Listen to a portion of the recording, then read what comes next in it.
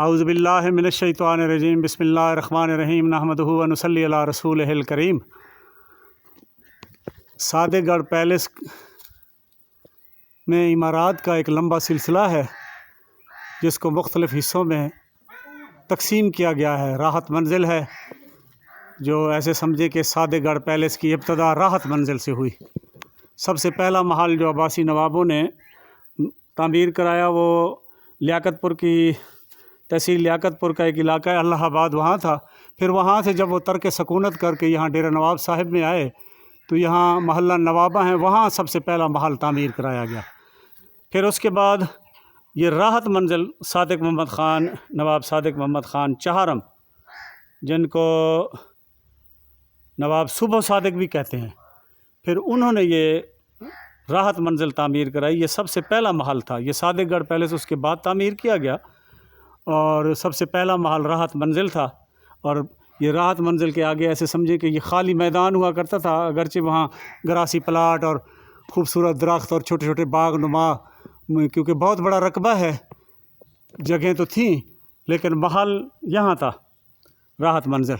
अच्छा, ये मैं आपको ये दीवार ख़ास तौर पर बार बार इसलिए दिखा रहा हूँ कि ये वो हिफाजती दीवार है जो सादेगढ़ पैलेस के चारों तरफ आपको मिलेगी। और दरमियान में भी इसको जब मुख्तलिफ़ हिस्सों में तकसीम किया गया, मसलन नवाब साहब के बेटों की रिहाइश गाहें बनाई गई, या नवाब साहब की मलका के लिए रिहाइश बनाई गई, या मुख्तलिफ़ शोबे कायम किए गए, तो फिर दरमियान में भी इसी हिफाजती दीवार को मुख्तलिफ़ जगहों पे तकसीम करके फिर उनके आगे हिफाजती गेट लगाकर इस महल को तकसीम किया गया कि ये राहत मंजिल की तरफ जा रहा है। अब ये सादेगढ़ पैलेस हो गया, ये असला खाना हो गया, ये सुनार खाना हो गया।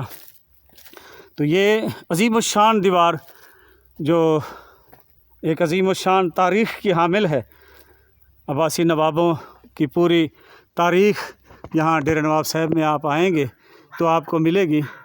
तो ये जो हिफाजती दीवार है ये मैं आपको ख़ास तौर पर इसलिए दिखा रहा हूँ कि इसके साथ एक ज़बरदस्त वाक़या जो आज से तकरीबन 2-2.5 साल पहले पेश आया वो मैं आपको सुनवाने लगा हूँ।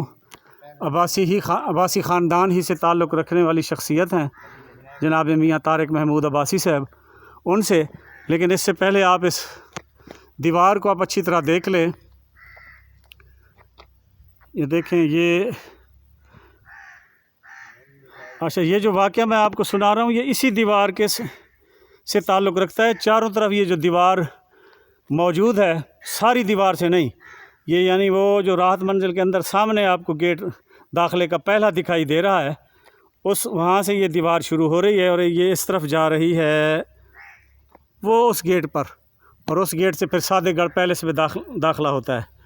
तो ये आज से 2-2.5 साल पहले, क्योंकि जब ये तकसीम हुई और यहाँ वर्षा ने जो इस जिनके हिस्से में ये जायदादें आई आना जाना शुरू हुआ, तो क्योंकि मियाँ तारिक महमूद अब्बासी साहब का ताल्लुक़ भी अब्बासी ख़ानदान से है, तो ये भी उन दिनों यहीं अब भी आते हैं।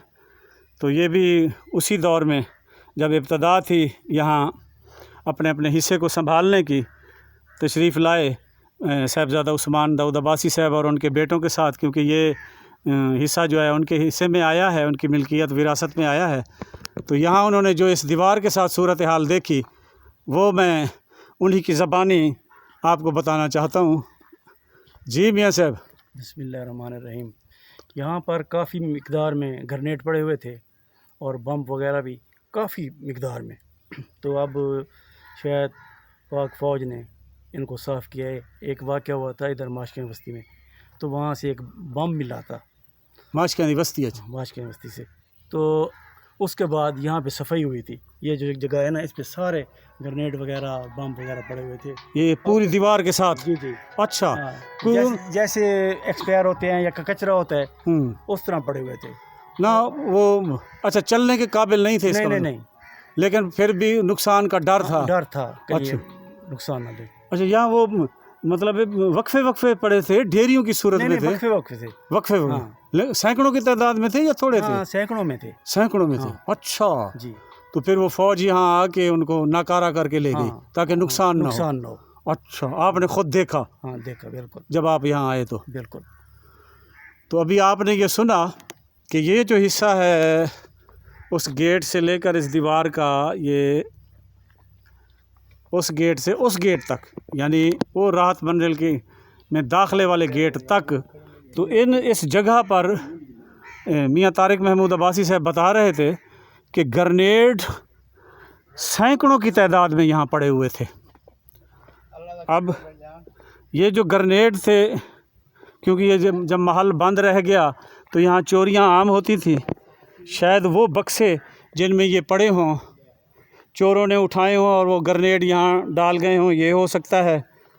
वरना यहाँ इस जगह पर इतनी तादाद में, क्योंकि वो बता रहे हैं कि सैकड़ों की तादाद में थे और उनमें बड़े बड़े बम भी मौजूद थे। लेकिन शुक्र ये है कि उससे किसी का कोई नुकसान नहीं हुआ, क्योंकि एक बम जो है उनमें से वस्ती माशकियाँ हैं इस महल के साथ ही, वहाँ से बरामद हुआ तो फिर पूरे इलाके में खलबली मच गई। और उस बम की बरामदगी के बाद फिर जब यहाँ अब्बासी साहबान ने, जिनके हिस्से में ये जगह आई, उन्होंने फ़ौज वालों को इतला दी कि यहाँ भी लातादाद सैकड़ों की तादाद में ग्रेनेड और बम मौजूद हैं, तो फिर पाक फ़ौज यहाँ आई और उन्होंने उस असले को नकारा करके फिर यहाँ से, वो तारिक महमूद अब्बासी साहब बता रहे थे कि बोरियां भर कर वो अपने साथ ले गए। यानी इतनी तादाद में थे कि उनको बोरियों में, और एक बोरी में नहीं लातादाद बोरियों में भर कर अपने साथ ले गए। अब ये खुली हालत में वो यहाँ कैसे पहुँचे, क्योंकि ये साथ ही असलहा खाना है, इसी दीवार के साथ ही ये देखिए ये असलहा खाना की इमारत है। तो मुझे जो सूरत हाल मालूम होती है वो यही मालूम होती है कि जिन बॉक्सेस में ये असलहा संभाल कर रखा जाता था, क्योंकि वो बॉक्सेस भी इंतहाई कीमती हुआ करते थे और उनमें जो लकड़ी लगी हुई होती थी वही उस दौर में, जिस दौर में ये चोरियां हुई होंगी, उस दौर में भी वो हज़ारों रुपए की बिकी होगी। तो चोरों ने यकीनन वो जो बॉक्सेस थे, या फिर हो सकता है कोई ऐसे कवर हों जो बहुत कीमती हों और चोरों ने उनको बेचना हो, तो वहाँ से वो उठा कर वो जो बॉक्सेस वगैरह थे फिर यहाँ दीवार के साथ खाली किए गए होंगे, जो मेरा दिल करता है। क्योंकि ये कोई जगह नहीं है कि यहाँ पर ग्रेनेड और बम जो हैं उनको फेंक दिया जाए, ना ही इस तरह का तसव्वुर किया जा सकता है इस तरह की बात का।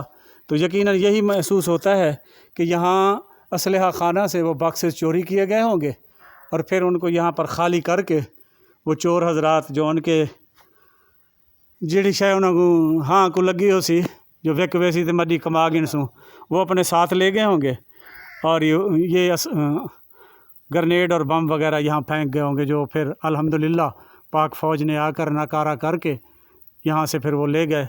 और अल्लाह का लाख लाख शुक्र है कि उनसे कोई नुकसान नहीं हुआ। अल्लाह आपको सलामत रखे, अल्लाह आपको सलामत